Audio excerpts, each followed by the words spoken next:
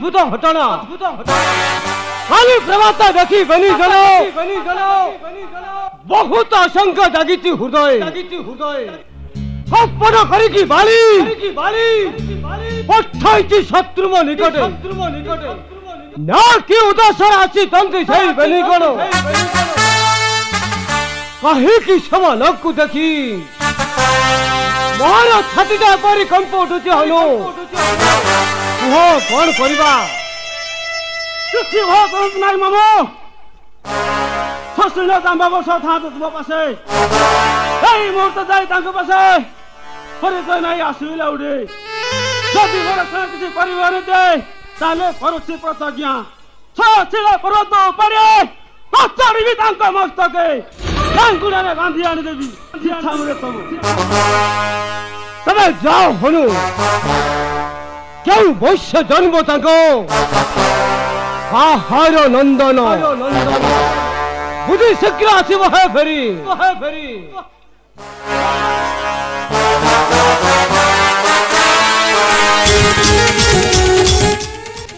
आशा जाम्बव आशा सुषण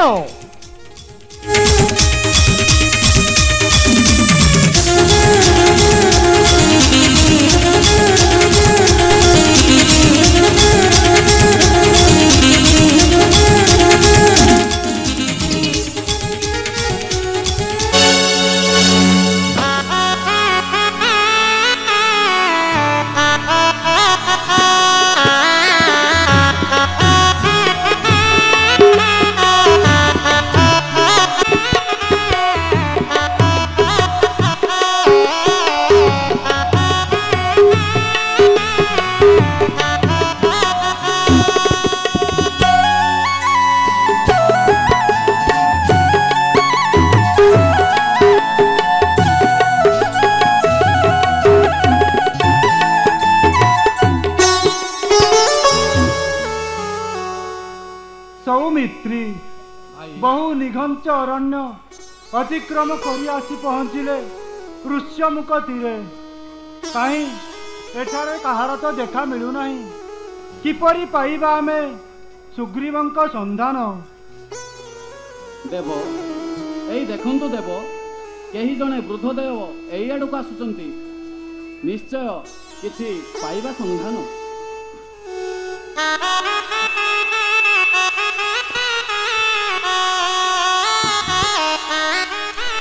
ब्रह्मण विषय हनो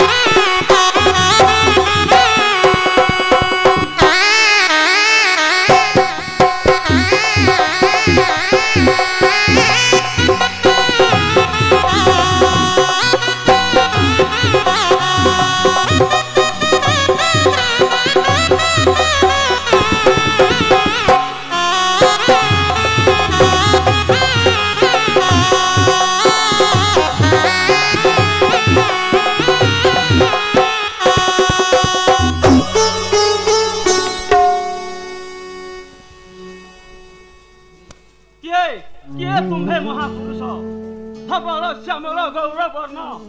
शिरे जटा मकरे कुंडल भक्त परिध्यान पुणे स्कंधे धनुर्बाण राजकुमार परि पावर्ष सेवा कुह कि निमंते जगिवेश धरी बुलुत घर कानने देई देवा परिचय सत्य मधुर कर मनो। हे महात्मा शुणिथिब कर्णे अयोध्यार राजा श्री दशरथंक पुत्र नाम श्रीराम लक्ष्मण पितृ सत्य काले आसिथिलु 14 वर्ष ए घर कानने पंचवटी अरण्य करिथिलु बास संगेले थिले मिथिल्या देशर राजकुमारी ठाकुराणी मनोहरी सीता आम्भे बाहरिलु बेनी भाई मुर्गाए बिनते आसे देखे तो कुटीर नाहांती जगत माता बहु बार खोजिलु एघर कानने किंतु न पाइलु मातांक संधान शेषरे पाइलु जटायुठार वार्ता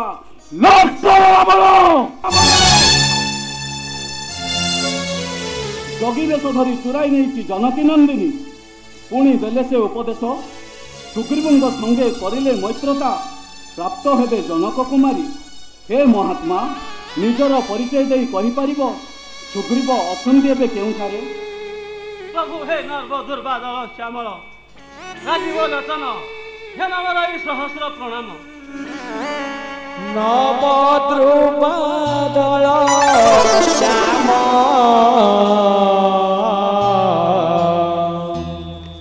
श्रीराम लक्ष्मण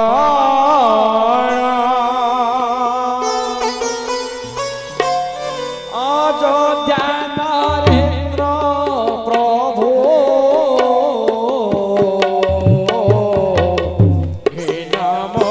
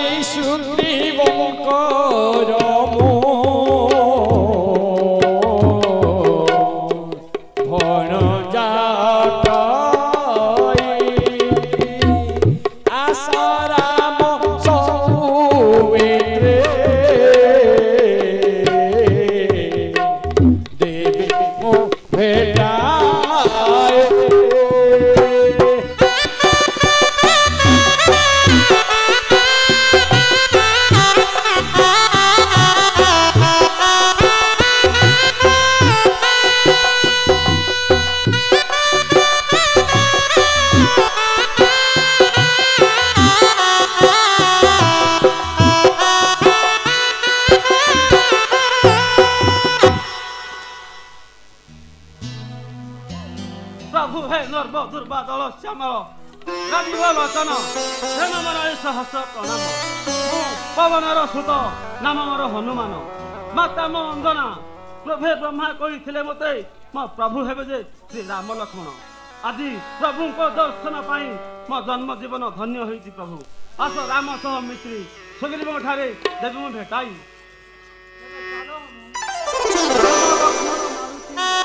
होइले एकत्र देव कार्य हेब समापन। आसतु प्रभु बसतु मोर स्कंधे सुग्रीव सहित करिबी साक्षात।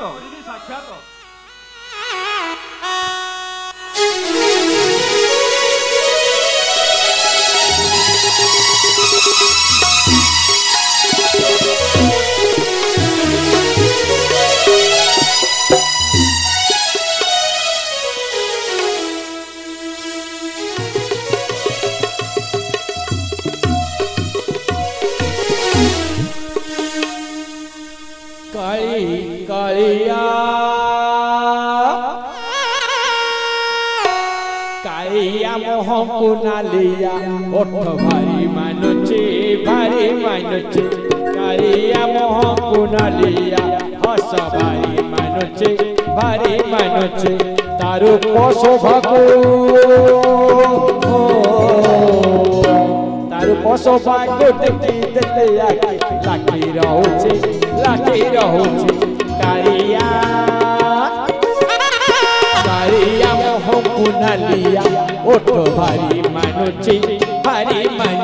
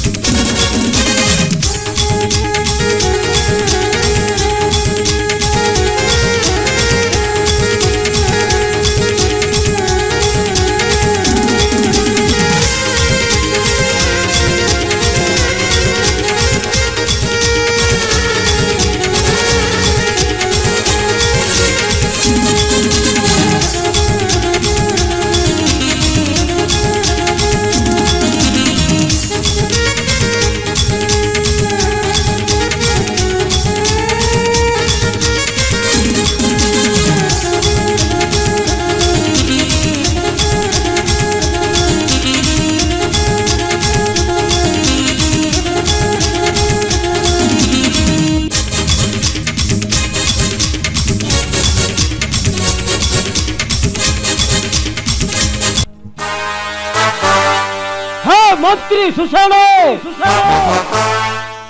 पर्यंत किंप न फेरिल हनु कारण हत्या होइल विलंब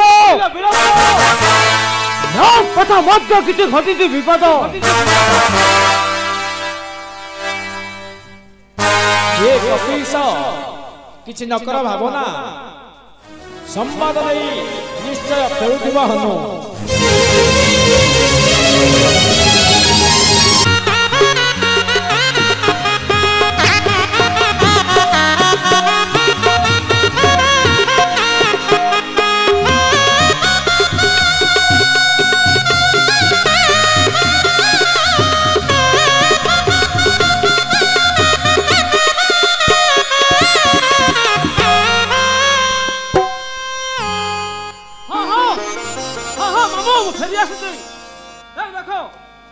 राजा दशरथ पुत्र श्री राम लक्ष्मण पितृ सत्य पाली 14 वर्ष आसीथिला बने संगर घनी भाई भर्जा दुर्गय आसरे छपी थिबा लंकार रावण जोगी बेश धरि चुराई ले जगत माता को किपरि बाले बाले माता को संधान आइसन तुम्बाद भाई प्रभु हे समल संत मूर्ति कोदंड धारण शतकोटी परिपाद श्रीपय तब हे अखेल ब्रह्मांड नाथ जानकी बल्लभ आपण दशा परी होइतिबा दशा ରାସ୍ତା ଭାଇ ମୋର କେନ୍ଦ୍ର ରାଜା ବିନା ଦୋଷ ରାଜ୍ୟରୁ ମତେ କରିଛି ଅନ୍ତର ପତ୍ନୀକୁ ମୋହର ବଳେ ଅଛି ହରି ତା ଭୟ ଋଷ୍ୟ ମୁଖ ପର୍ବତରେ କରିଅଛି ବାସ ଆଜି ଆପଣଙ୍କ ଦର୍ଶନ ପାଇ ବହୁ ଆଶା ଜାଗିଛି ହୃଦୟ ମୋହର। हे कपीश चिंता किछि न करंतु मने प्रथमे तुमर चीर शत्रु बाली को युद्ध रे तुम्हें परास्त करो तापर जीवा में जानकी को संधाने। जय प्रभु श्री रामचंद्रंकर जय प्रभु श्री रामचंद्रंकर जय प्रभु श्री रामचंद्रंकर।